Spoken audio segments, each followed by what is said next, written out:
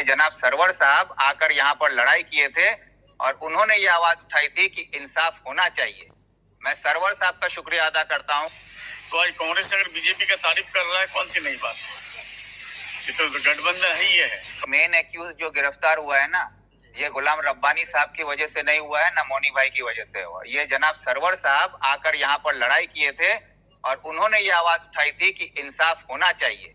मैं सरवर साहब का शुक्रिया अदा करता हूँ कि बतौर ग्वालपोखर के एक नुमाइंदे के तौर पर वो हक की बात बोलने के लिए इस गांव में आए और यहाँ पर आकर उन्होंने आवाज उठाई। यहाँ पर आकर सरवर साहब ने सबसे पहले आवाज उठाई थी और उसके बाद पुलिस आई और पुलिस आकर गिरफ्तार किया है। तो ये जो शय है ना पुलिस को जाता है, ना मंत्री साहब को, ना उनके संतरी साहब को। अगर ये जो कार्रवाई हुई है इसका पूरा पूरा शय सरवर साहब को जाता है और मैं इसके लिए उनका शुक्रिया भी अदा करता हूँ। भले ही सियासी तौर पर हम लोग अलग हो, हमारी सोच अलग हो, लेकिन आवाम के लिए जो आकर आगे बढ़कर बोला है उसको उसका श्रेय मिलना चाहिए।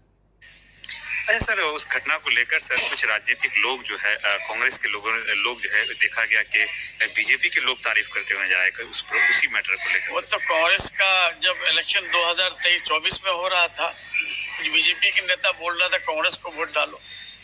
तो आज कांग्रेस अगर बीजेपी का तारीफ कर रहा है, कौन सी नई बात है? ये तो गठबंधन ही है। कांग्रेस, यहाँ की कांग्रेस यूनिट, यहाँ की बीजेपी यूनिट, यहाँ की आपका सीपीएम का यूनिट, फ्रॉड ब्लॉक यूनिट, सारे यूनिट मिल करके जो है टीएमसी के खिलाफ है।